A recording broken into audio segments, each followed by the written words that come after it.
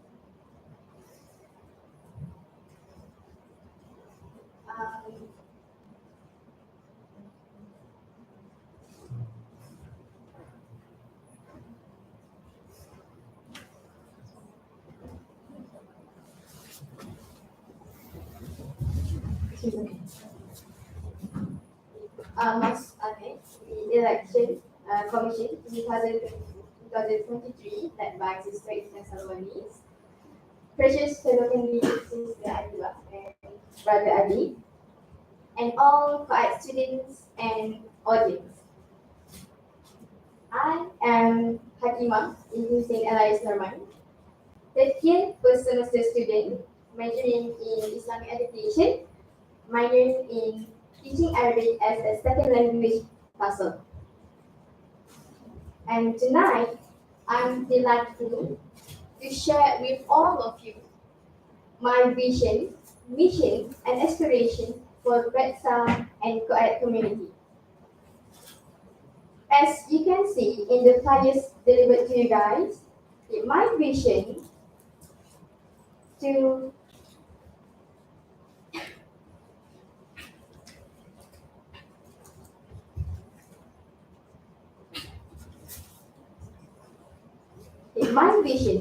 achieve progressive engagement with student association of other universities. And my vision is to encourage co-ed community to involve in engaging activities, especially those organized by co-ed student bodies and also the Kuliah of Education. And my vision and mission will be further explained and manifested in my presentation of Manifesto afterwards. So I think that's all from me for now. Thank you. Thank you so much for the introduction.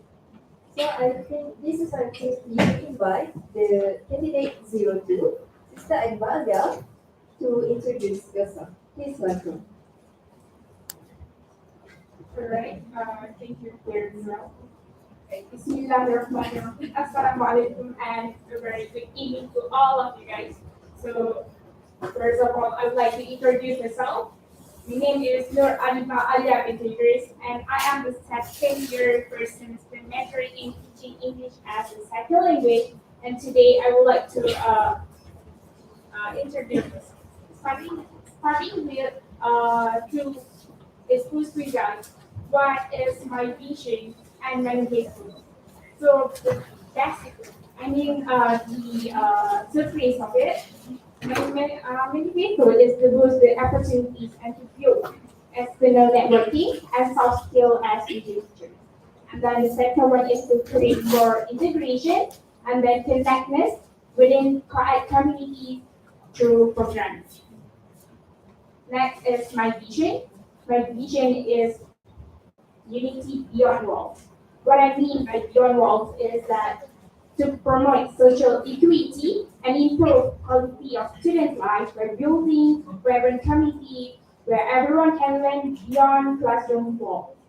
And as for my background, as for my experience, starting in my foundation year, I was the MRC, which is Mahala Representative Committee for Mahala Umama, Center for Foundation Studies, IU and Gamma.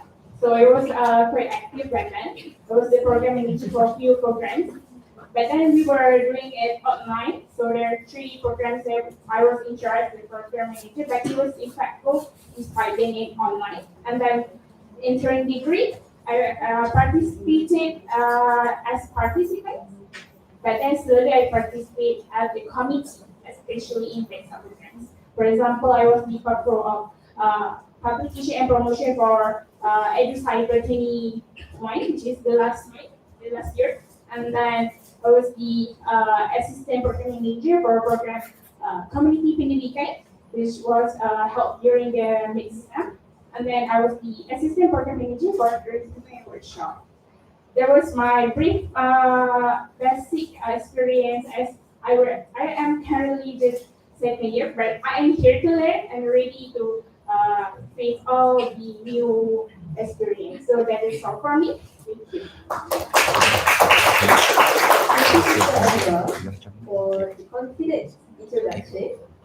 Before I proceed to our candidate 03, I would like to remind all candidates to not refer to your votes during the session. Thank you. Okay, this is the time for me to allow candidate 03 to introduce yourself. Please, sir. Assalamualaikum warahmatullahi wabarakatuh.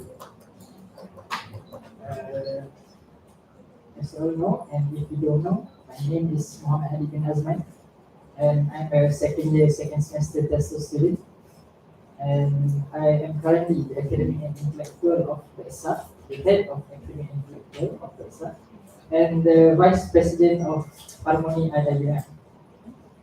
Okay. So I would like to give you my vision and mission, because I would like to save my manifesto for the second session. So my vision is to uplift BEDSA through its three core values, which are professionalism, integrity, and quality service. So my mission is to have a healthy working culture. A healthy working culture. Second is to administrate the internal affairs of BEDSA. And finally is to initiate students high impact initiative, students to students high impact initiative.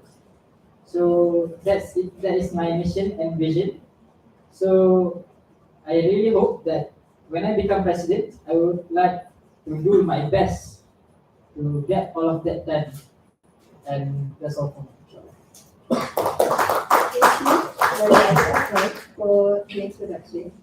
So from the introduction, I hope that we can see all of their vision and mission applied in their manifestos. So without further ado, I would like to proceed to the second session. As for this second session, the candidates will present their manifestos accordingly. So with that, I invite the candidate 01, Sister Hatimah Binti Hussein, to present her manifesto. The floor is yours.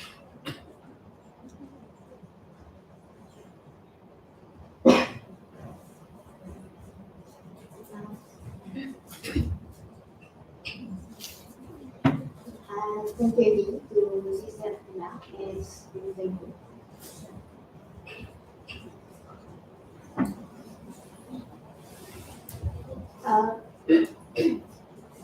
I have two manifestos. The first one is to develop networking through constant engagement with other university student association. Second, to encourage intellectual discourses among community. So now, let us go further into my first manifesto.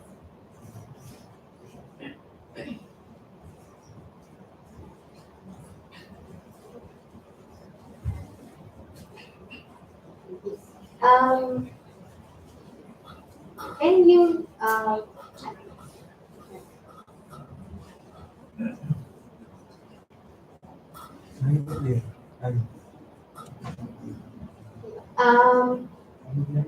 can you imagine if we have students from other university with us? Have you ever wondered about them? I mean, about their culture, the management, their activities, and many more things. So, in my manifesto, I would like to engage with them to know them more about their culture, management, and everything. I know that we Guardians, we are very active in organizing various programs and activities. But can you even imagine if we have them together with us? We have Arabic Saturday by our CASA students.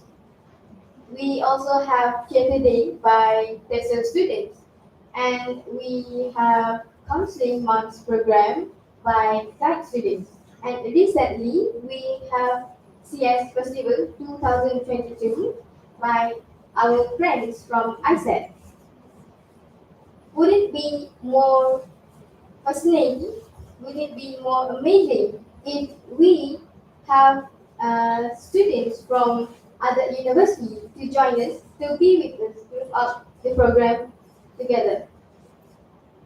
Definitely, it will be more amazing, and of course, we can also explore with them, explore their culture, and to know them more through various programs we have together with them.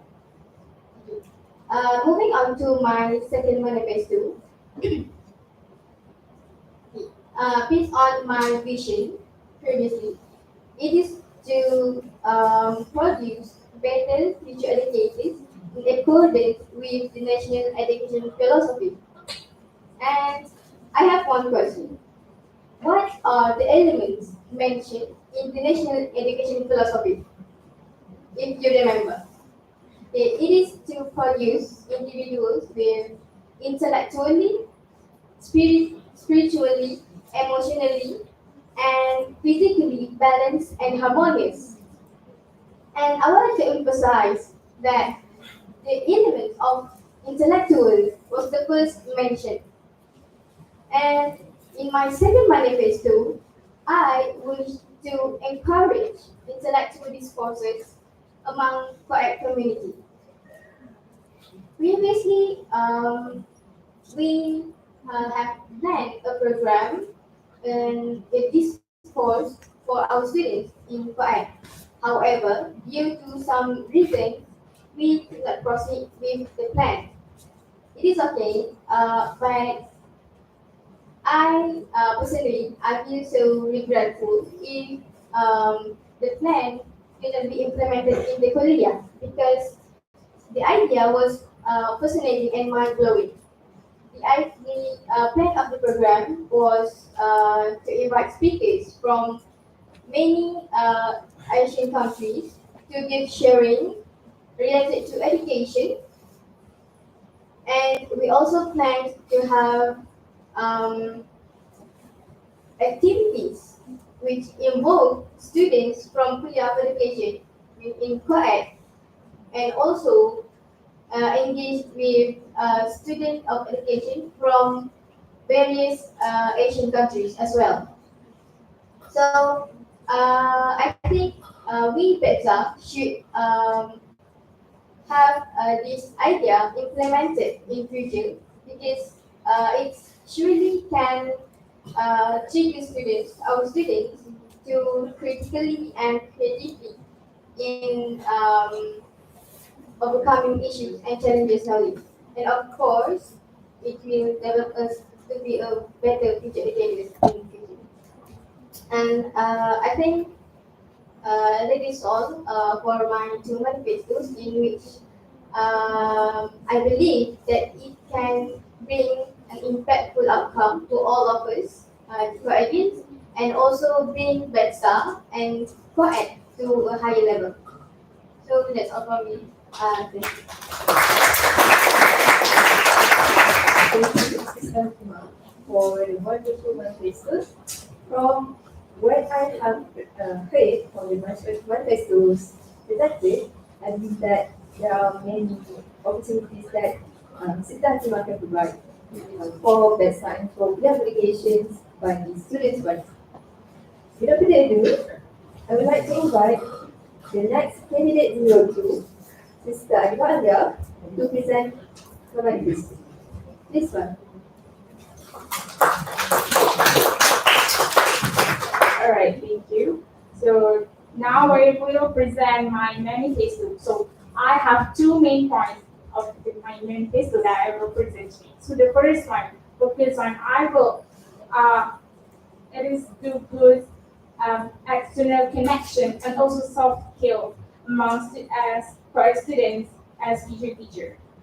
But then I don't really want to emphasize teacher because it can be more than teachers in any kind of industry that you want to be involved in. So what I mean by external connection is when you join any programs or workshop conducted by you can build any networking that is really useful for your future. For example, I will the first program that was conducted by our society. It was involved by whole Korea. I mean, campus. It is involved by all students from all Korea. It's not just education, but what I do understand is to focus to all Korea, but I do want to emphasize to focus on our students as well. So the example of working community with camp, for example, it was involved by all Korea, but then there's slightly less participation from our own Korea. It was such a waste because there was one of the programs that can use our external connection, because that was the program that was participated by lots of school around Gonpa, which is a huge opportunity for us to have external connection with the other school as a subject teacher or any other career that you would like to join.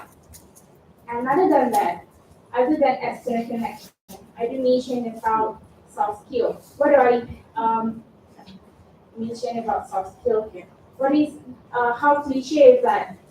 Imagine if right now you are ready to be you're graduated, you're already a teacher or any other career. Are you ready? Are you already equipped with all the soft skill that you need to have?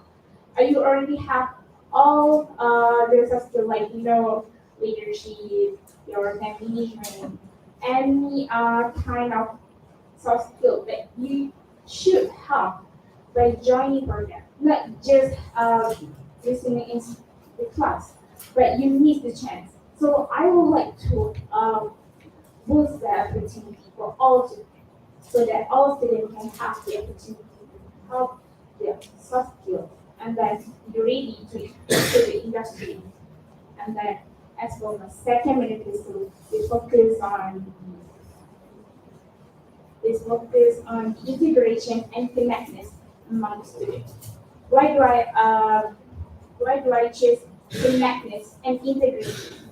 It's important because how do you feel when you conduct a program or you join a program, but you feel like it is not complete? Why do you feel like it is not complete? Because it's not involved by all of the community of ed. Feel like you're lefting someone out. There is still like it is not whole community. So it is very amazing. It is very effective. It will be really satisfying if we can involve whole of the community of Korea education students. For example, when you conduct a program and you're most likely to have same participants or you have less participants than you targeted, is something that we don't want that. We want some connectedness among us. And when I mean by connectedness is during your down period, like right now for the current issue, during the flight time, uh,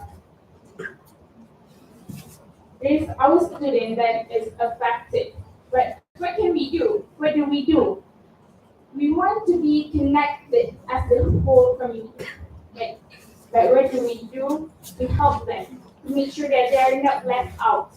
So, as an aspect of welfare, we would like to send them a help, like give them a hand, so that they will be able to feel the connectedness and integration between us.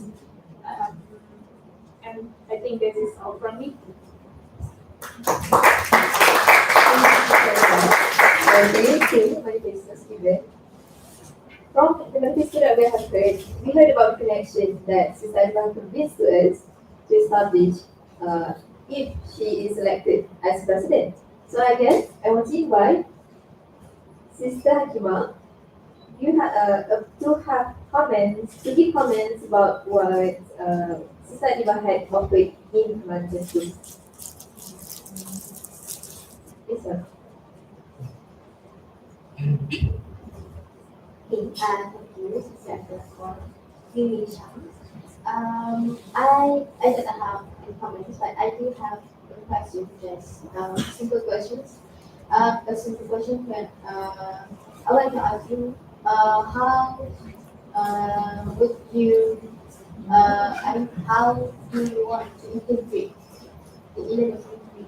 How would you implement if you were choosing to be professor? Thank you for the question, Ms. Fatima. So how do I integrate the student?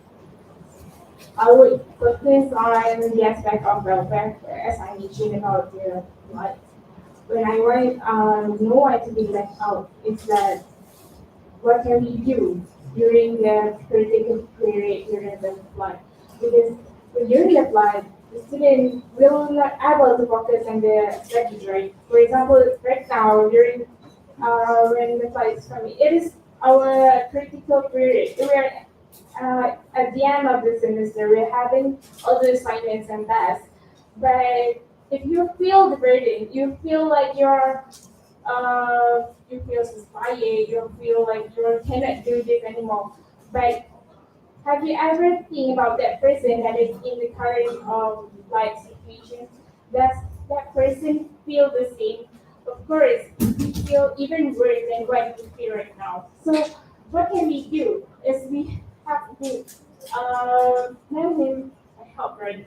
So what is the plan? It's not to help you like right now is the season, right? But we cannot do it spontaneously. What I mean by spontaneously is like once you heard the news and you want to carry out at the moment. But it cannot be done because it is a huge mission. You have to you have to plan it properly and carry out it in very detailed ways. So what do we need to do is we have to plan even in our starting off with our email. For example, we have to plan how do we meet, what do they need from us. For example, we can plan what kind of materials or stuff that we can provide or donate to them, and what kind of team we can organize, and we can build team earlier in the tenure so that during the season we are all ready with the team, with the materials, everything is ready, and we are just can stand by to help our family because we don't want to let them out, right? So that is my way or my idea how to integrate them in aspect of welfare. So thank you.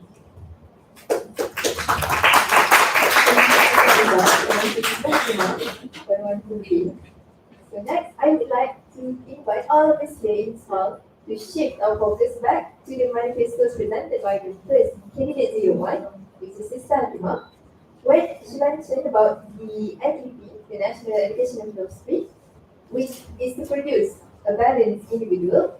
So your manifestos center around the intellectual discourse to be implemented in the accreditation students.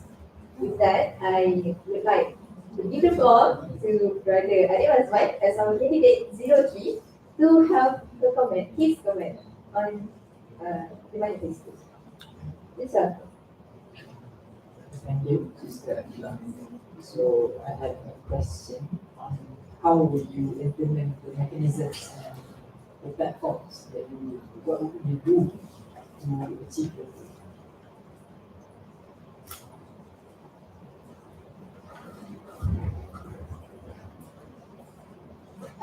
Thank you, Sister Akila, and also Brother Ali, for the question and the interest. For my first manifesto, I think it's One of your manifestos is mentioned, as mentioned about the intellectual discourse. So I think you can elaborate more on that. It's in my second manifesto, I mentioned that to encourage intellectual discourse among my community. So, as I mentioned before, uh, it's the intellectual discourse that I give is a program. It's a program in which, in that program, we are focusing on topics which related to interactivity. For example, before this, we have planned to organize a program in which it's about the rules of language in education in as in generally in Asian countries, for example. And there are actually many more topics that we can discuss together. Not only we come to the hall and hear the talk sharing by speakers, but we can also have programs like discussions, forum in which we can hear more from many other people. And it, of course, with this kind of program, we open up our mind to think differently, to critically think about issue nowadays. So that's all. Thank you, Fatima, and also Brother Adi. Next, without further ado, I would like to invite our final candidate 03, Brother Adi Mazwan, to present his manifesto. Please, sir.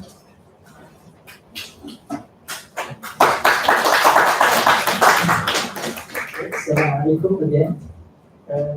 First and foremost, I would like for your guys' help to open up BEDSA's IUM Instagram post and scroll to my manifesto. I will give you 1 minute.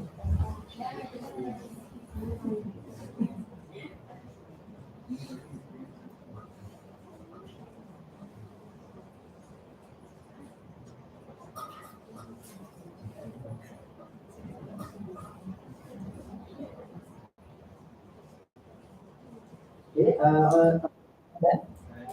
Okay, thank you very much. So that will be all. Okay, I'm kidding. For my first manifesto, I would like to highlight the keywords. I would like to highlight the keywords of all 3 manifestos, and I would like for you guys to focus on the first manifesto. The keyword that I would like to give in this first manifesto is transparency and approachability. Transparency and approachability. Why I focus on transparency is because some of students and lecturers, they comment on what BEDSA actually do. Right? Me personally, I have gotten that comment. What is the function of head of academic? But they don't know that I cater problem-based and I cater problem-based problems. Like when problems come, I cater them. I have no time to do programs. I did 1 or 2 programs, but my focus is on problems that students have. That's why I want to uplift transparency and make reports, monthly or bi-monthly reports, so that students and lecturers, they can see my progress. They can see BEDSA's progress for the whole tenure. So next is approachability. I don't want people to see BEDSA as the elitist, as a elite group of people. Yeah, we don't want that. We want BEDSA to be approachable. People can come and tell us their problems. People can come and tell us everything. Tell us what they want. Tell us what the specific problems. So my mechanism to that is to implement town hall and casual meetups with students, with lecturers, so they can voice out what they want. When they voice out what they want, we can try our best. We 3 of us can try our best to help what they want, and thus complete my vision, which is quality service. That's for my first manifesto. So my second, thank you. For my second manifesto is, I'm sorry, Astaghfirullahaladzim. For my second manifesto is about holistic development and industrial readiness. Am I correct? Yes. Okay. So for holistic development, I will focus first on industrial readiness. Industrial readiness, as you can see, as you all know, actually, we are going to be teachers, right? we are going to be teachers. In a few years, in a few months, all of us are going to be teachers. And I want to integrate industrial readiness by having programs, by inviting alumni, by inviting BEDSA, by inviting lecturers to help we students know about what's to come as teachers. That's my first point for the second manifesto. And my second keyword is holistic development. This is interesting. So, as you guys see, some of the positions in BEDSA are not filled. For example, Secretary 1, Secretary 2, Treasurer 2, am I right? So they are not filled. So I would like to uplift holistic development. So students want to be their best version and fill in the positions. And also, I would like to highlight IIUMSU. We have our beloved brother Aiman, the Officer of Welfare in IIUMSU. He is the only co-ed student in IIUMSU. So, by having holistic development, I would like for more and more co-ed students to try their best and compete, like our beloved sister Arifah Rashid in the back. And also one of our co-ed alumni, Brother Hafiz Zainal. They competed, they tried their best for a spot in IAMSU. So for my final manifesto, the keyword is well-being centric. Okay, so well-being here, I would like to divide it into 4 parts, which is academic well-being, welfare, mental health well-being, and spiritual well-being. So all 4 of them, if you read my manifesto, is students' initiative to well-being centric programs. So I want students to help students so that we can cater the well-being of our students together. So that's for my 3 manifestos, inshallah. So that's all from me. I will be passing to Sister Akila Inoha. Thank you, for wonderful and confident, I see. The manifestos have been given emphasized to all of us. So I would like to invite some of the comments from the KDB, because as the manifesto is presented, there are some of the key points that I can put from what Brother Daniel said, which is the well-being centric and also the approachable quality of BEDSA and the Pilaris society. Thus, I invite Sister Anita Alia as candidate 02 to have questions or comments on Arabic manifesto. This one. Alright, thank you, Sister Akila. So, my question about the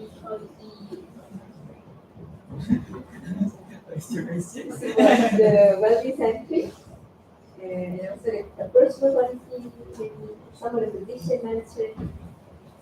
Alright, as for my question, how do we show it, you want to show it to the community and lecturers, how do we have quality service? Okay, the question is how can I show quality service to lecturers and students?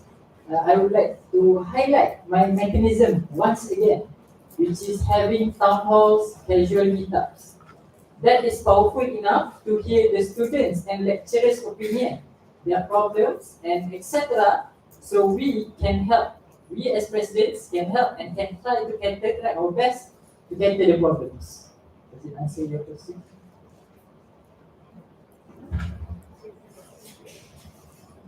Alright, thank you for the question and answer.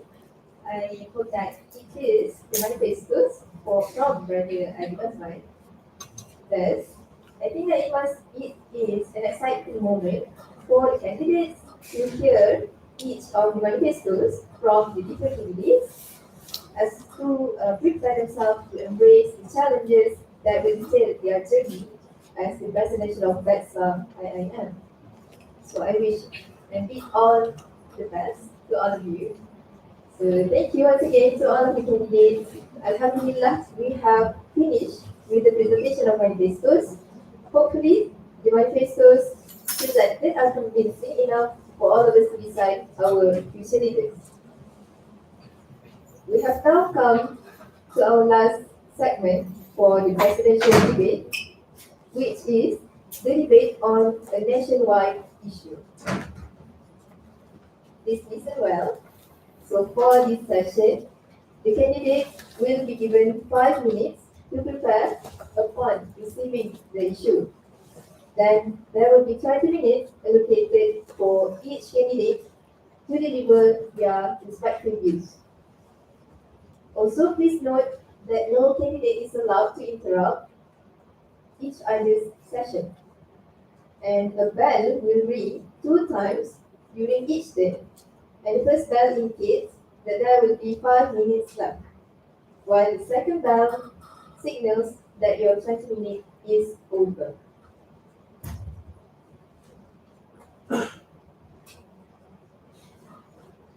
The Free Malaysia Today had issued an online news on the 3rd March 2022.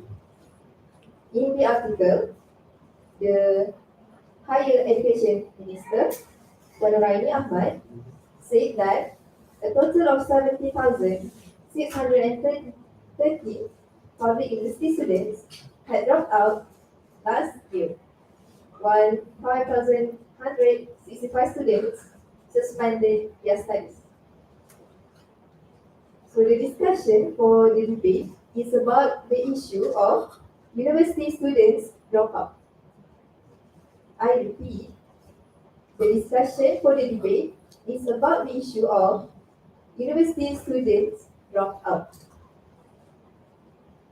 You are given 5 minutes to prepare your points starting from now.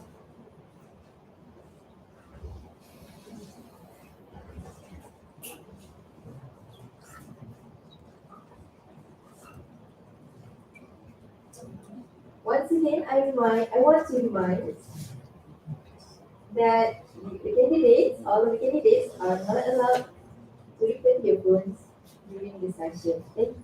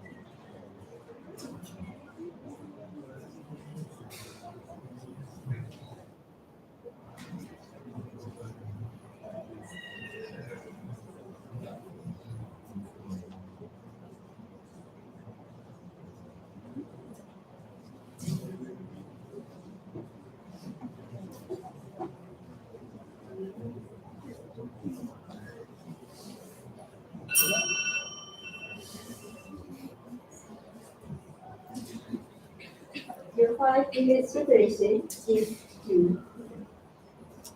May we begin the debate now. It is my pleasure to invite candidate 01, Sister Hakima, to share your view on the given issue. Sister Hakima, the floor is yours.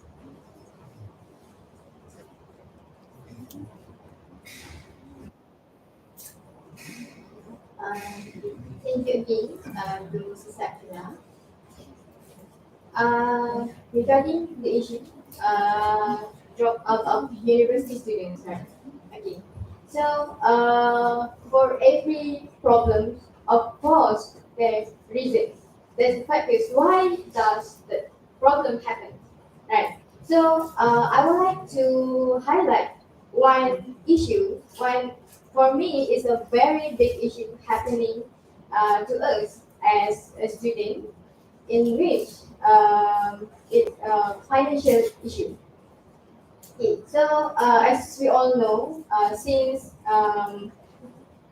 COVID-19 and the spreading of COVID-19 virus among Malaysians, especially, we can see so many arising issues related to financial. For example, many parents, family lost jobs, so they don't have enough money to find their family, as well as maybe their daughters and sons to for study in university. Okay, so um, related to the financial issue, it also affects us as a student, as a university student.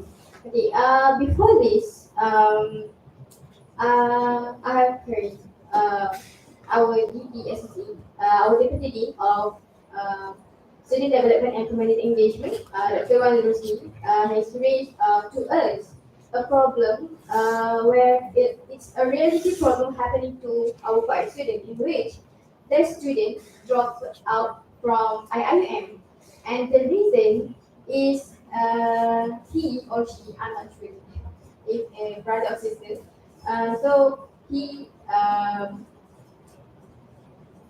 not attend so many classes without notice. So the lecturers also didn't know why does this student did not attend the class, and end up when our lecturer find out the problem. It is because of financial issue.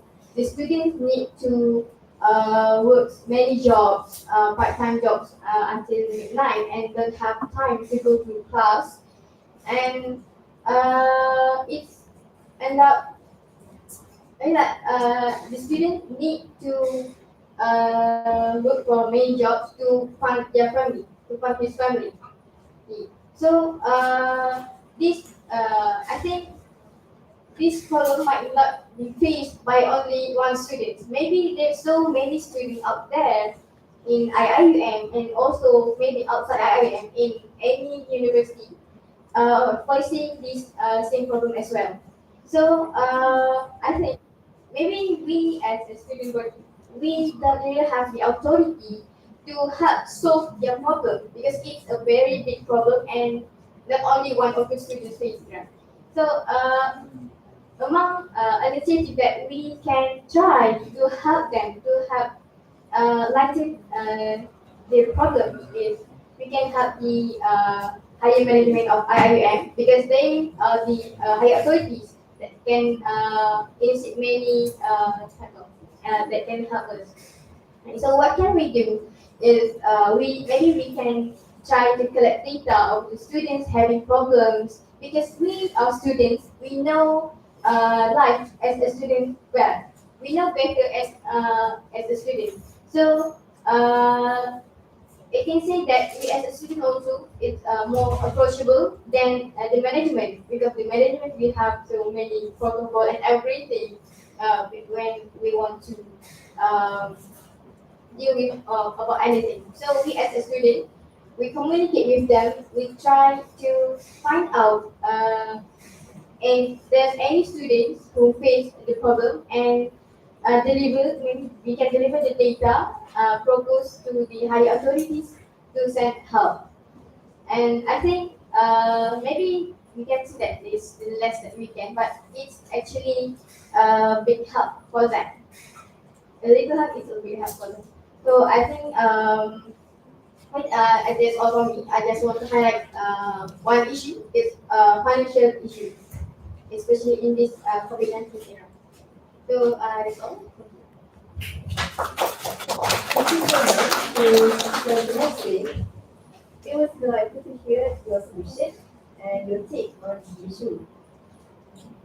To proceed with the debate, I want to welcome candidate 03, Radhayu Azwan, to have your comments or questions on the opinions from Sister.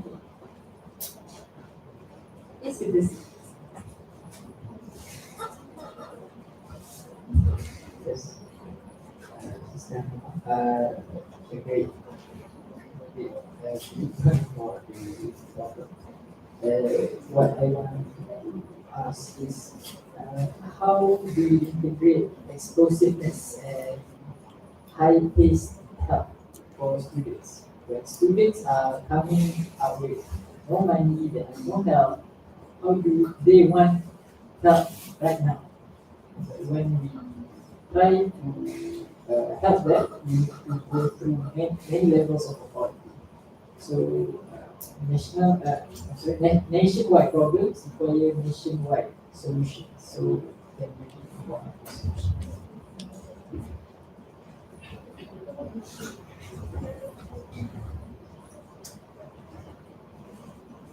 Thank you for the question.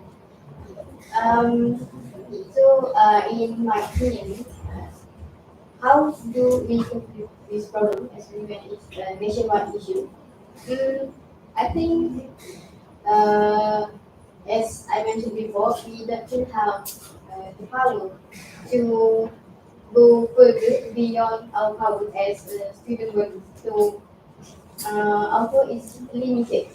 Therefore, we have to take opportunity, the best that we can to help them.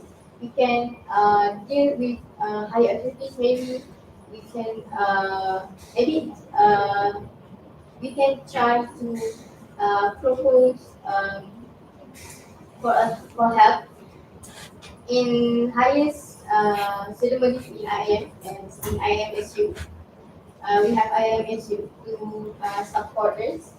And if possible, maybe we can go higher to the management of IIM if it is possible. And if there's chance or this possibility, maybe we can go beyond that. Thank you, Fatima, and also Brenda Ami for the question and answer. Maybe we can have a little comment from candidate 02, Sister Ivania from Assam. Please, Ivania. Correct. This is the as you mentioned, we focus on the financial issue of university students dropout. I'm thinking, how about the psychology of social aspect, like the motivation? They are not much affected with the financial issue. Like they are well, well off, but they don't have the motivation to keep on going with the studies. So, what do you think of it?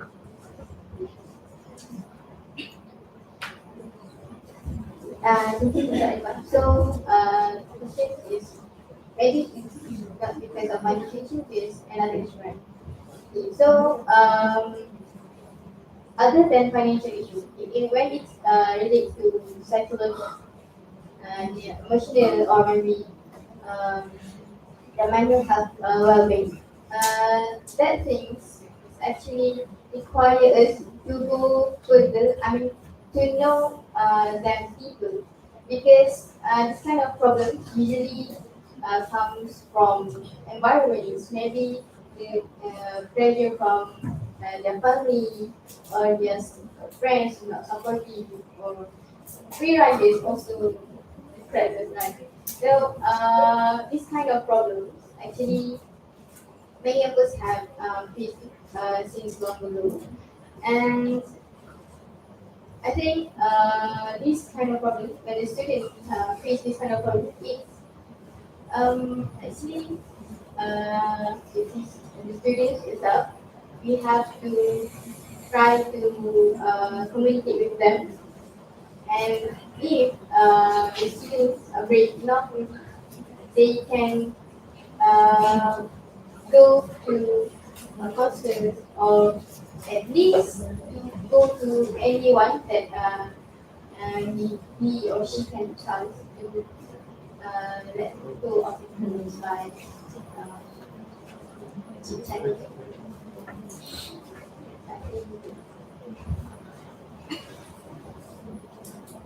Thank you, teacher. Alright. Thank you, Mrs. Talibar, and also for the question and answers. I think from what that has been discussed, I can say I can recap some of the things that we mentioned, which the first thing is the financial issues, and also the solution proposed was the collection of data for the students who have problems and to propose them to the higher authorities. And some of the additional issues we mentioned is the psychological needs. And for us, it is important for us to cater this need of students. So this is Fatima. I invite the second candidate 02, Sister Vadia, to present your findings. The floor is yours. Alright, thank you, Sister Kira. So, Sister Hakima have mentioned about the financial issue, and I would like to another solution. But before I propose the solution, we should know the source of the issue. Why do university students drop out? So, other than financial issue, it can be like the environment itself that affects them. The external issue, not the internal one. Like the internal one is all about psychology, it's all about health, mental health, and the motivation. But now it's about environment. What I'm saying by environment is, remember during your difficult time during the pandemic, you feel like the environment is not the most conducive. It's not conducive enough for you. Like you're okay with your financial. You're not in need of financial help. You're not demotivated, but you feel like your environment is not conducive enough. In what way? Because you're because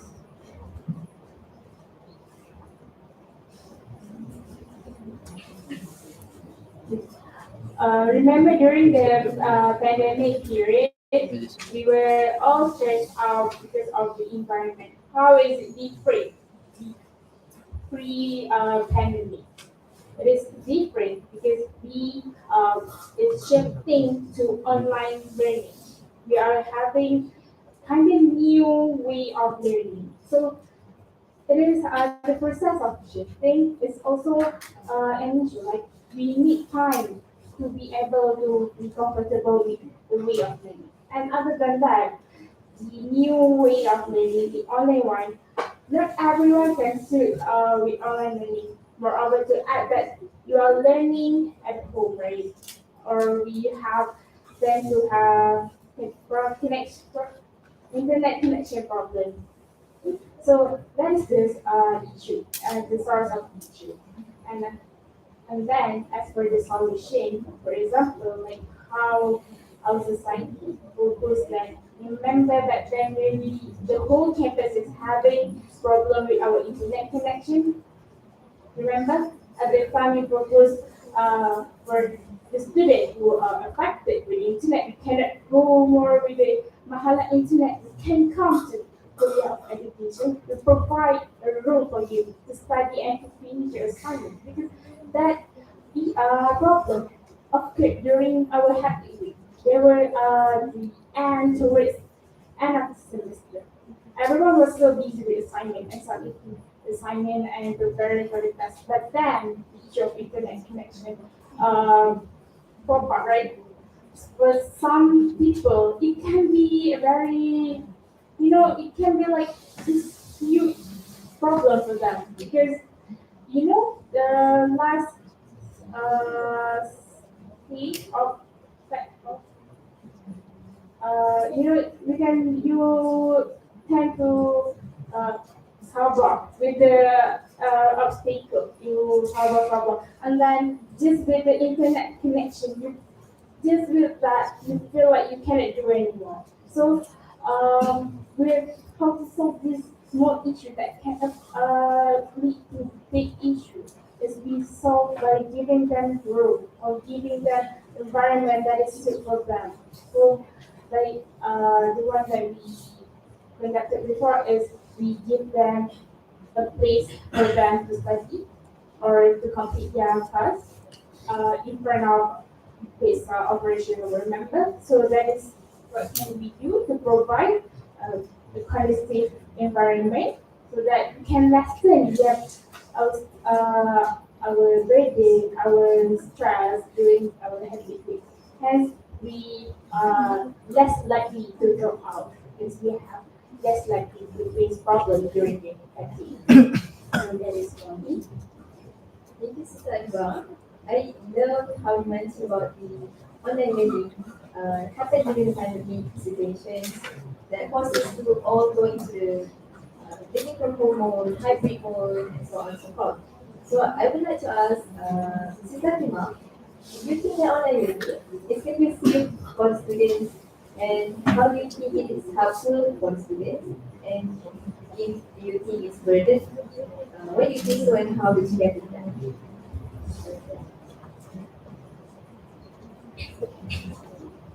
Thank you, Ms. Nabila, for the question. Blending in during online learning. So before this, before the COVID-19 virus spreading in Indonesia, we all have traditional in traditional. We have physical class. We go to the class and listen to our lecturers, presentation, and everything we do it face to face. But then, when the COVID-19 hit, and we suddenly, whole the country, all students in Malaysia, we need to go home and we do online learning. We stay far away from our friends, our classmates, and our lecturers as well.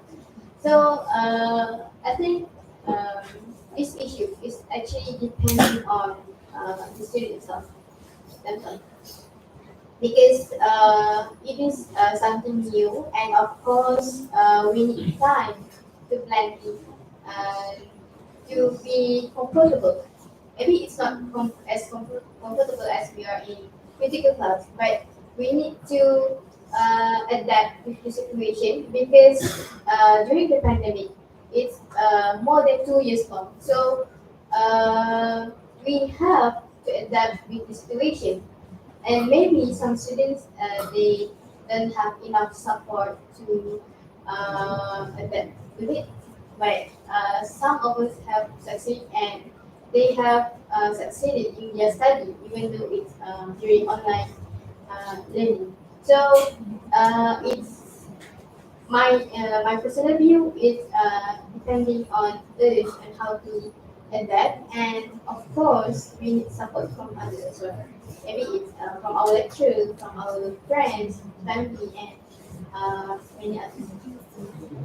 Alright, thank you so much, Sister Tima. So I think all of us here as a student can relate to the learning problems, online learning problems where we have internet connections and so on.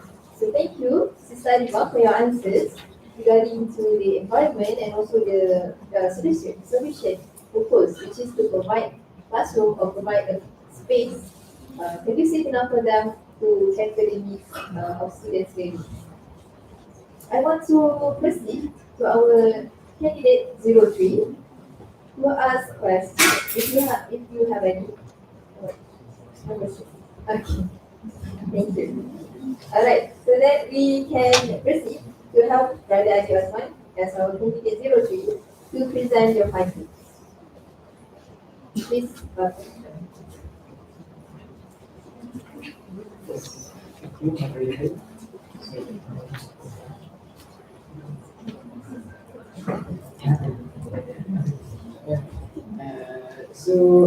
For the issues that I have found, if you guys were to read a book titled Lost Generation by Mazlim Ali, it is a really good read. It's about how students uh, fell fall down into a pit of no education when the COVID-19 hits. So the main problems was firstly financial, like Sister Kumar mentioned. Students can seem to have their own devices to conduct and to learn from online classes. And next is the students can't seem to focus when they have online classes at home. So, at home, we all have experience that when we are at home, we have our own responsibilities as a brother, as a child, and many more. So, we seem to be burdened by the extra responsibilities rather than being here. These responsibilities decrease and we can focus solely on being a student. So, that's the second issue. And the final issue, a little bit small, is when the students, when the COVID-19 hits, the students from Form 5 seem that they do not want to further their studies. Another minute detail from financial issues is when they need money ASAP, as soon as possible. They need money as soon as possible. They need to help their parents. So they decide not to continue their studies. So the solutions I have is not on a scale of Kuliah-based society. It's on a greater scale, larger scale, which is the first one is on every scale, which is advocacy. So talking about advocacy, we on every scale can help to advocate students to further their studies, to everything. So, we can try to advocate about financial. We can try to help them with the help of the internet. We can try our best to help them, to advocate these students, the university students, and the Form 5 students to continue their studies. And for the second and the third solution, is a big solution, which is the Minister of Finance can help by having a good budget for 2000 at that time. So as you can see, one of the solutions that the Ministry of Education, if I'm not mistaken, the Ministry of Higher Education, try to help us is with what's the name? They give out the tablets, right? Am I correct? Beranti Siswa, thank you, sister. They gave out Beranti Siswa to help students so they can have their own devices to learn and attend online class, to do the assignments. So that is one of the help that the government has given to us. So, and for the final solution, also a big solution, which has not been implemented, if you guys follow the Parliament of Malaysia's the Parliament of Malaysia see Syed Saddiq, I think you guys are familiar with that name. Syed Saddiq has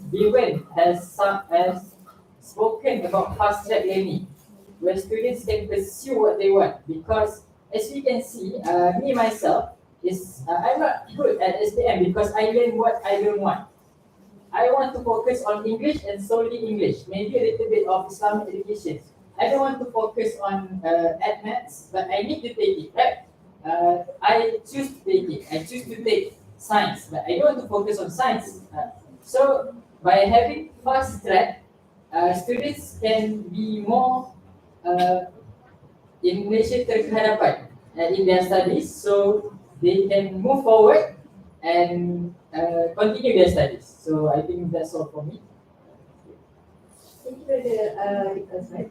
It was very interesting to have your view and all of the candidates' views on the specific issues. So I want to invite some of the comments or questions from candidate 1 and 01 or candidate 02 to address your question or comments.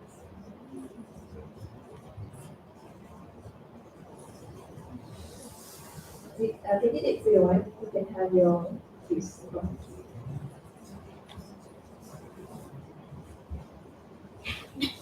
Thank you, Ms. Asia. So, just comments and question from me. It seems like you are supporting the fast track learning program focused by parents. So, I just would like to know your views about the fast track learning. I mean, can you compare a little bit about the current syllabus in which we have to take all subjects, the required subject, and fast track learning program, where we all know that everything has its own pros and cons. So, can you just please share with us a little bit? Thank you for your question. So it seems like I'm a little bit biased towards fast track because me myself, I think. May I ask the audience a question? Do you like learning history, Form 5 history, Form 4 history? So I see most of them, maybe Sister Tanzawanis is nodding, but most of the audience at the back Geleng Palu. So what I would like to say is maybe some of it doesn't help some of us. So by having fast track learning, it helps us exponentially on what we want to do ourselves. So like me, I want to be an English teacher. Maybe I can take history course, but just a little bit for history. Maybe the history of Malaysia, Merdeka. We don't need to. I don't say we don't need to learn, but maybe the history of Tok Zambul or more than that can be learned other time now. So that's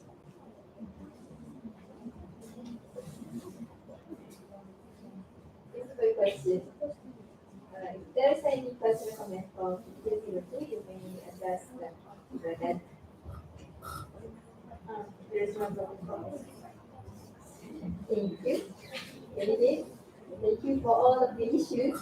Comments on the issues you take on the issues are very much important for all of us. Here in this hall, we decide on who to choose for our leaders for tomorrow BEDSA election 2022. With this end of opinions and views from the candidates, I would like to open the floor to the audience in this hall to ask your questions if you have any to the candidates here tonight. If there is anyone who would like to ask questions.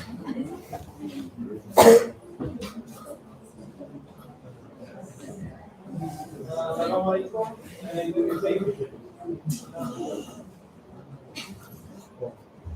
name is Ashok.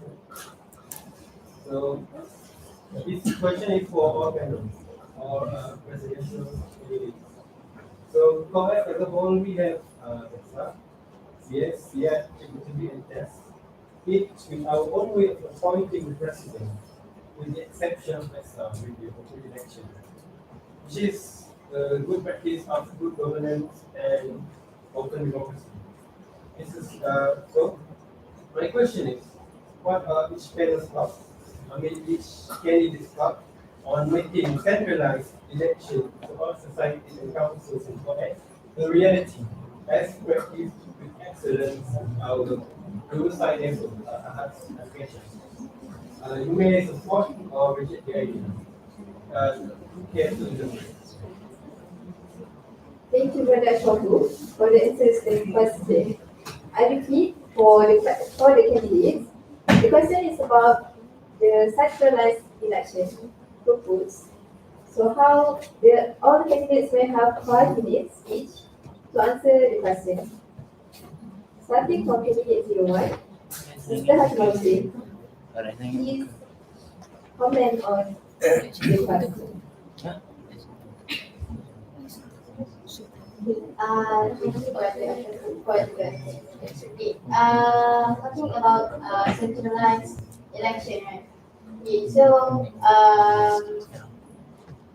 this from my experience in BEDSA and also my visa. Actually, it's hard.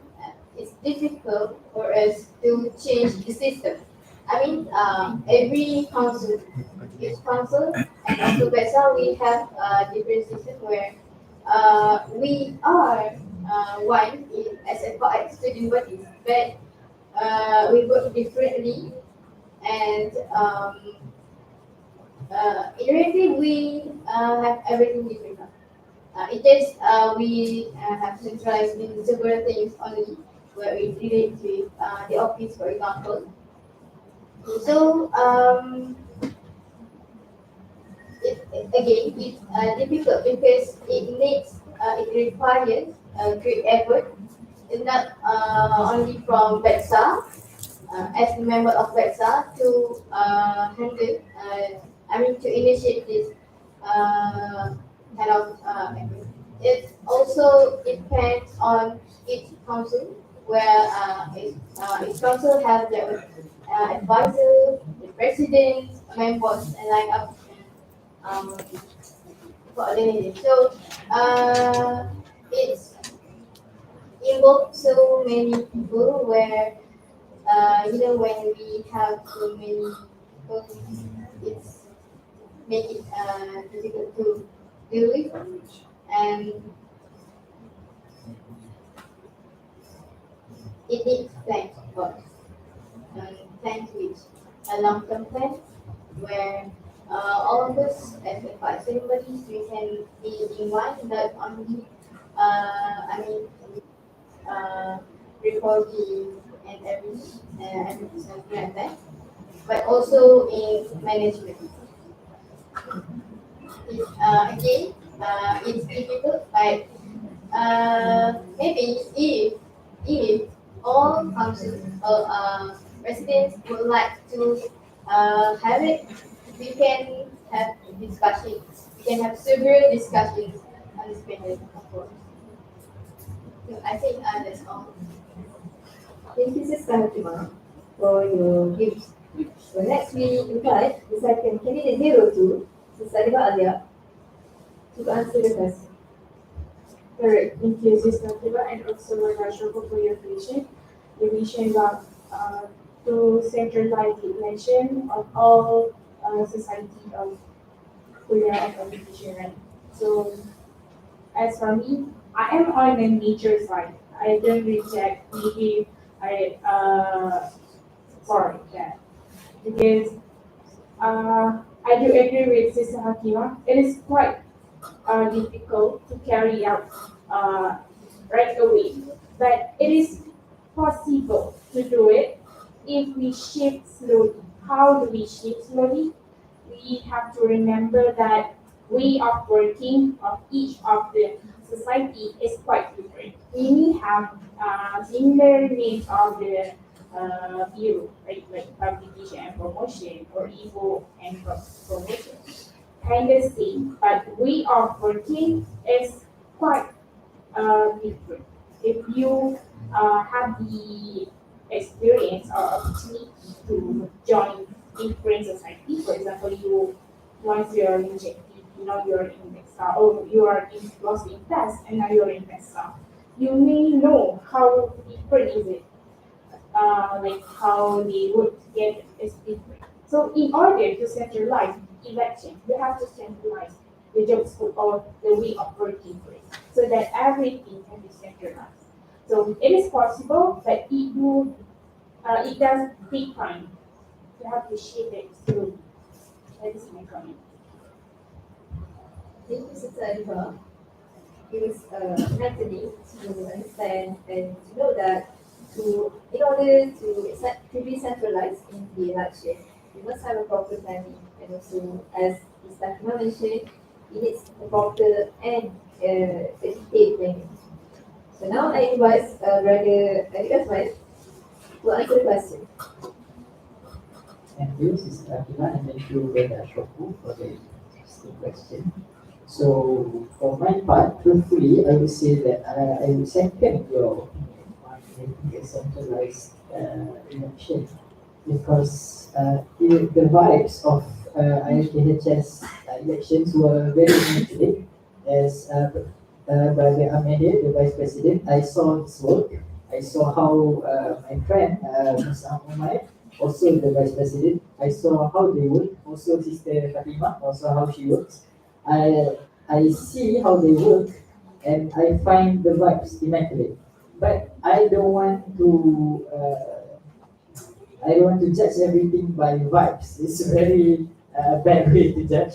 So I would like to say that I also would do decentralized election, but in a way I would agree to have proper planning and proper job scopes within the co-ed society and the secretariats so that we can have a proper election. Inshallah. Thank you, Brother Tadi, for the brief comment. I see that we have a union between the candidates, that all of these agree to one solution, which we can have a centralized, but it does require a proper planning and also a lengthy process. I guess. So I welcome another question from the floor.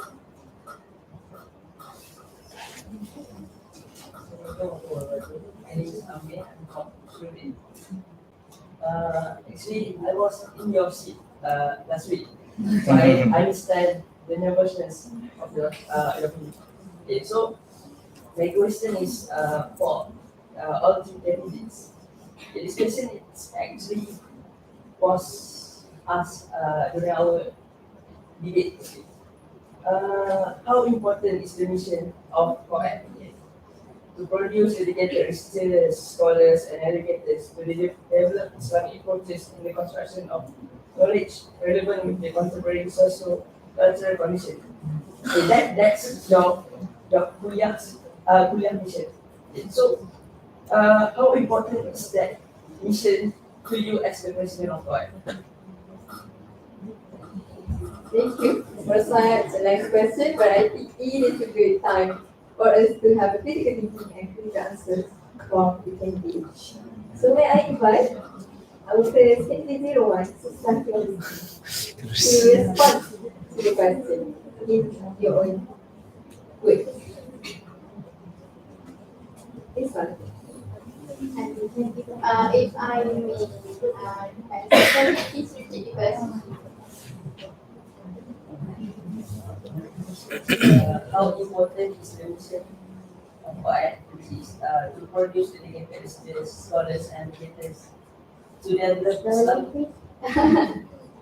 to produce, how important is the mission of COED, which is to produce dedicated researchers, scholars, and educators to develop Islamic approaches in the construction of knowledge relevant with the contemporary socio-cultural conditions. In short, I think it is about how important the mission of COED to the application, which is to produce scholars of education relating to the knowledge related to the BEDSA.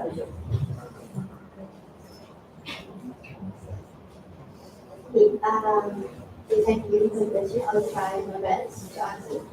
How important is that? How important is this question? Okay, firstly, we are in field of education. We all are expected to be teachers, future educators of future generation, right? So we have the great responsibility to educate people, to teach them the value and everything. So of course, it's very important, very important for us. And actually, among I can say that we in Korea education, we emphasize on Islamic value very much in outside in our class and lecture, so that we can produce a quality future indicators where that kind of value can be we can say implemented in our future generation. So that's all. Thank you, Dr. Ramsey. Activity first, the candidate 02 for a response to the question. Alright, because it's like and also whether here about how about our mission, right? Our product of education mission. I would say that it's all related to our manifesto. All of us unite to serve to give you guys the opportunity of readiness to before you enter the industry as teachers, as educators, or scholars, or researchers, any kind. So the readiness here is when you learn here, it's not all about the classes. It's beyond the wall, I said before. When you enter the kuliah, what you absorb during the class, or what you learn during your curriculum workshop or program, is all about readiness. So you are ready, or you practice with Islamic values, as mentioned with by Sisa Hakimah, and also how you build your personality. At first, when you enter this kuliah, you're like kind of plain. You have nothing, not nothing. You're like little plain. But now that you're entering kuliah of education, it built you to have a strong personality. You are now different. You're now ready for the industry. So that is why I want to say. So all of us unite to serve the opportunity or to enter you the opportunity to be ready for the industry. Thank you so much, Sister Alibaja. I think we have a very insightful answer from her. And lastly, you can have Brother Alibaja. We have a view on the questions. Please, sir. Thank you, Mr. Akila, and thank you to my friend, Dr. So, so for the answer, to keep it short and simple, for me, to live the mission of Quran is really, really important. Why? Because I would like to highlight the final part of the mission, which is educators. Am I correct? So, as educators, you all know, we all know, students of Quran, we all students of Quran know, that educators are the front line of education. If we ourselves are weak in the Islamization department, then there's no hope for the next generation. So I would like to highlight that it's very, very important for me to try and help my best for the mission, to complete the mission. Thank you, Brother Adi. I think that is a very short and simple answer to the question. Do we have any more questions? To all three of you, either you're winning or not, whoever winning, you guys will get a seat. Second, right? So, semua akan menang, jangan gaduh kan nanti. Okay, so I just want to scrutinize a little bit of, I want to hear your manifesto. First, for Sister Akimah. So, you mentioned your first manifesto to develop networking through constant engagement with other university student associations. So my question is, do you have the connection as well now? Because as we know, to build a connection, to build a networking, you need to have like basic group, and then only then you can have the efforts. Okay. Second one is for Aniba, Sister Aniba. So your manifesto, the second one is to build integration, which is bonding. The first one is to build external networking and soft skills, which is, I think, intellectual and more like student development. But you never, in your manifesto, I mentioned cyber effect. How do you want to highlight this part in your multimedia when you are becoming future president? Yeah, inshallah. Okay. And last but not least, our only brother in the seat, which is Brother Adi. You hold the most manifesto. So may I know like how and or what is your plan on to make sure that all the three manifestos are fulfilled? Yeah, from the so, oh yeah, another thing is, the any question Hakima is the first one to answer. So, and then, yeah, we would actually. Thank you so much for pointing that out. I know interesting questions that we have for each and every group that we have here. And as Pradhanman has advised, I think it's wise for me to shift to our second group. So we candidate 02, Sister Ibadia. The question was, there is no welfare distribution or welfare aspects in your materials. How do you answer that question? Please, Rosie.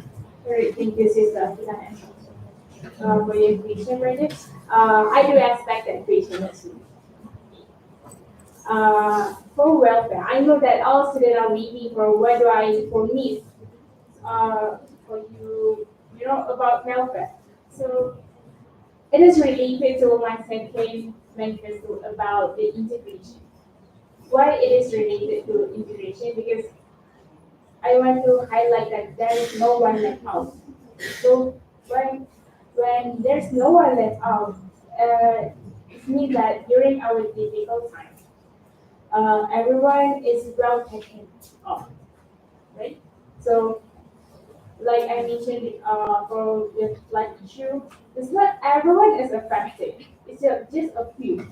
But when you don't mind about integration, either or just one people, so why do we need to care? But when we have the value of integration, we do care about them, and we take care of the welfare issue of that. And then also about when during the pandemic and during we all have an issue of internet connection, right? So it's not everyone is affected. It's not everyone is living in suburban or in the area where connection is unstable. But if we have the integration and we have the urge to help as a family, right, to connect all of us, so we have the urge to help to solve the welfare issue of them. So that's how I want to highlight the welfare issue, the welfare in my second manifesto, which is integration. Alright, thank you. I hope that helps. Thank you, Sister Ibadia. I hope really that clears the question from different aspects. So next we can move to our candidate secretary, Brother Adi Azman, on the question of what is your plan to fulfill your manifesto. Please, Sister Akila and Brother Aiman for the question. So I don't want to give sweet promises, but firstly, I will do and try my best to fulfill all the three manifestos. And as I have saw from what the previous member have done, they completed their manifestos using programs. And maybe if we can see from welfare side, we have Sister Intan and Sister Shankatul. We have all gone to a center to give out rice and such products for them. That's welfare, and it was supposedly for quite students, but nobody took it, so we gave it outside. So that's for the welfare part. And I would like to highlight that most manifestos that I have given out is have been done by other previous leaders. So I would like to maintain and try to uphold to another new standard. So what has been done, I will be doing it in a grade level in a level that they have put, which is a really high level. And I will try to do my best to integrate like town halls and casual meetups for me to complete my manifesto. So does that answer your question? Alright, thank you for the answers from Radali. That's all candidate 03. Last but not least, we have candidate 01 to answer the question about how do you plan, how is your status of connection, because you mentioned that you want to provide networking and connections to students, student bodies outside of IIM. So, this one. Thank you, Susan. And also, Brother Iman. Okay. Maybe I can. It's related to my first manifesto in which I want to develop networking through constant engagement with other university student association. Okay, so for information, previously the current tenure of BEDSA, we have established a relationship with the Faculty of Educational Studies Student Association (BEDSA) from University Putra Malaysia (UPM), where they have come visited us here during previous Education Festival 2022. So I wish to continue the legacy and make it broader to other university as well. It focusing on education student association. Alright, thank you. Also to Sister Akima, and also lastly we have, I think I want to appreciate questions so much. Thank you to Brother Aiman. So we have cleared up one question. I think we can have one more question from Sister Arifah, please. Thank you for giving me the chance to ask. Okay, firstly, congratulations to the Election Commission on delegates. So my question is related to Manifesto student advice to candidates. Hakima related to networking, also with Ariba, and Radha related to coachability. So my question is about BEDSA and IRMSU. As a future president, might be starting next week or tomorrow maybe. Okay.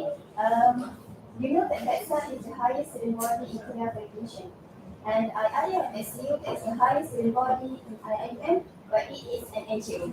So, to what extent, as a president, do you want to allow BEDSA or community to have connection with IIMSU to value students' freedom and activism, but at the same time, we want to make sure that you still maintain the good relationship with administration. Thank you. Thank you so much for the question. I want to ask, can you please Hold on, repeat the to what extent you want BEDSA to have a relationship with IRMSU as an NGO, because they are NGO, but at the same time, we want to value students' activism that IRMSU is promoting. But you know, when it comes to student activism, it always like you need to go beyond your administration, right? You have to like go further than what your administration has done. So how you want to make sure that you still maintain the relationship with your administration, but at the same time you have good relationship with IMSU, like brother and ministry.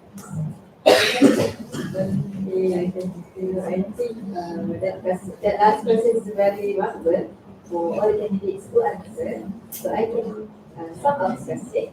In which way or how to what extent you want to establish a connection between IMSU and also student validation, because both have different, I can say, different working method. I think different types of approach method. So I would like to invite Brother Alexa for your first answer to the question. This one. Thank you again, Sister Akila, and thank you, Sister Arifah. So, as president or upcoming president, I would like to focus on the students' welfare of Kuliah of Education. So, my main focus is the students of Kuliah of Education. So for the relationship with IIMSU, they can approach me and ask for any help. And I hope that it will become a two-way communication when I can ask them for help also. But one thing that I will not tolerate is political interest. Not tolerate political interest is I will try my best to focus on the students' welfare regardless of their political background or anything. And I know some of SU officers have political interests, but I will not tolerate. I will focus on the students of their welfare. I will try my best to maintain a healthy relationship with, as I would like to say, Brother Aiman is a fellow friend of mine. Rafi, the vice president, is also a fellow friend of mine. Alif Naim, my Laris, and the list goes on. They are all friends of mine. So I would like to maintain a good relationship, and they can ask me for help. And I hope when I ask them for help, they can also help me. But my main focus is the students of the application. Does it answer your question? Right, thank you, Brother Ali, for the answer. I think we can have Sister Becky for the next particular question. So thank you to Sister Angela and of course Sister Aiko for the question. Okay, so to accept, what can I say? Before this, we in COED as students of COED BEDSA, of course, we can have a good relationship with IIMSU, and at the same time, we can actually work together on several things. For example, before this, in last tenure of IIMSU, they organized a mentor-mentee program where the program they invited KBS, all 7 Pilates Society in Gombak to collaborate with them to help the students from each kuliah in academic matter. So during the program, BEDSA also involved where some co-ed students joined the mentor-mentee program, and Alhamdulillah, the program, I can say that the program went well. Of course, with several shortcomings, but still, it does help us. So, it's a good thing. It's a good initiative from IIMSU. Another thing that I can say is, of course, it relates to welfare. Okay, so recently, we facing is flood issue, right? So from IMSU, they collected data to know who's in IIM facing the issue, have difficulties and everything. So actually, we have the access to the data where the IIMSU, Welfare Office of IIMSU, they give us access so that we can also know who among co-eds facing the problem. So there's something that we can work together, we can share that it to is for the welfare of the students. But still, in anything, we have to consider the good and bad side of everything before we decided to something. From me. Thank you. Thank you, Sister Moxie. Lastly, we have Sister Advania who will respond to the question. First, thank you, Sister, for your question. I do agree with Brother Adib and Sister Hakima.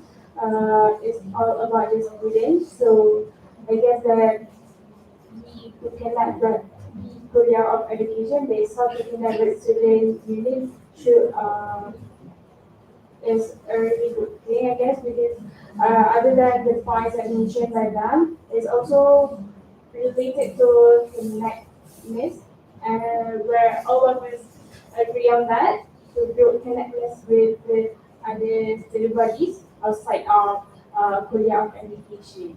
So that is my comment. Thank you, Sister for the concluding answers for the last question from Sister Anifah. Thank you so much for the question. Okay, now, this is the last section or segment or subsection in the topic for this fortnight presidential debate session. So before we end this presidential seat debate, I would like to invite each of the candidates to give your concluding remark. So please note that this is your last chance to persuade all the co-audience in the hall tonight and in the live session to cast their vote for you in the election tomorrow. Please, with that, I welcome Brother Adi Basman to go for his concluding remarks. Assalamualaikum. My concluding remark will be short, inshallah. So I advocate all of you and all of the audience in the live, inshallah, to come down and vote for BEDSA's presidential candidates tomorrow. I don't care if you vote for me or not, actually. I want you guys to vote for the betterment of Quran. So if you think Sister Adibah or Sister Hakimah or me can bring the best for Quran, then vote for them. Okay, that's all. Thank you so much for the short speaker that impactful, yeah, may I say, concluding remarks. Next, I invite Sister Adibah to have the concluding remarks. Alright. As for my concluding remark, it is related to my vision. It's about trust, right? Remember? So trust is the mother of power. So I want to highlight here is that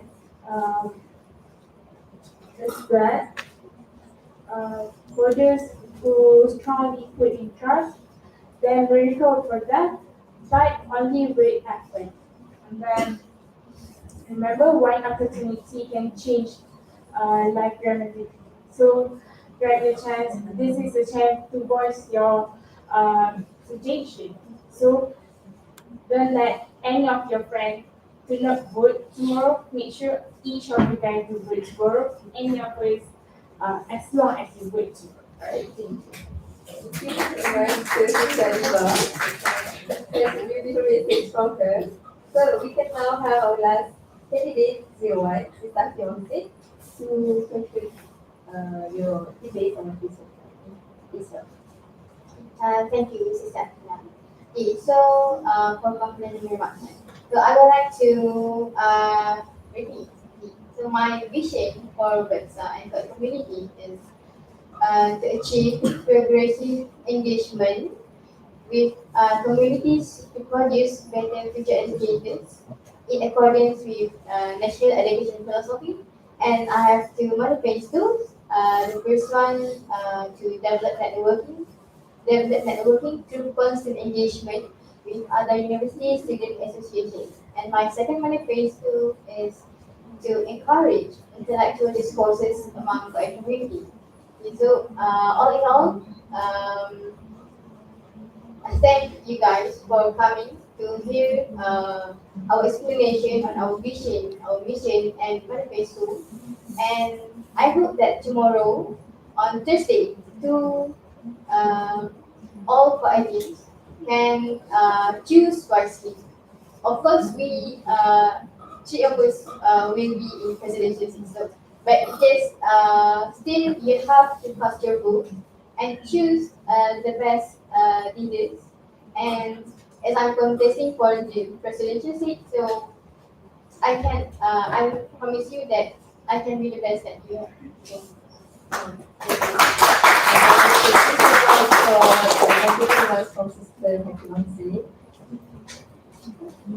I think with that, we have reached to the end of our session today.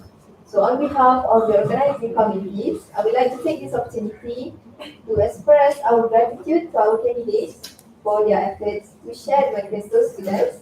And also I want to thank all the audience who attended the presidential debate today.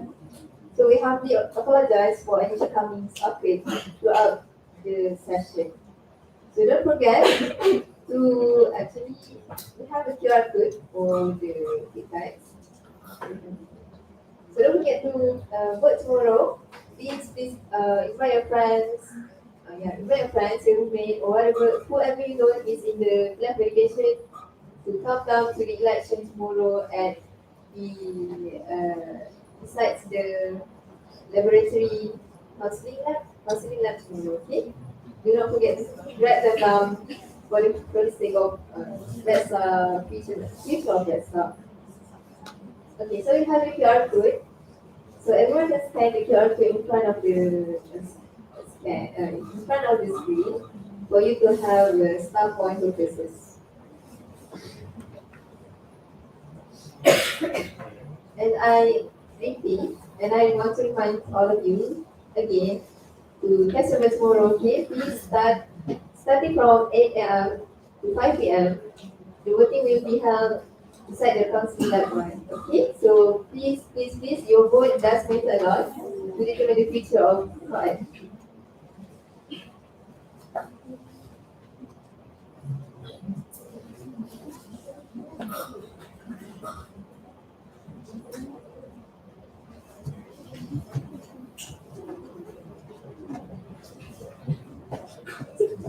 So with that, let us end our session today with Tasbih Kafarah and Surah Al-Nas.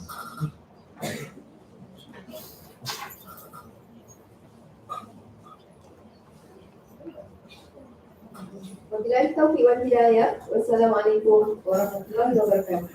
Thank you so much everyone.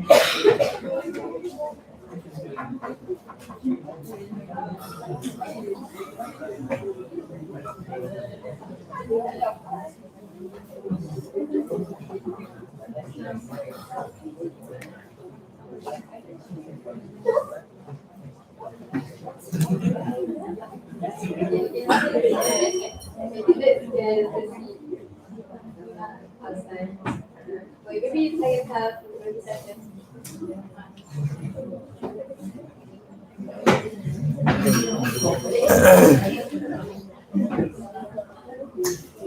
And the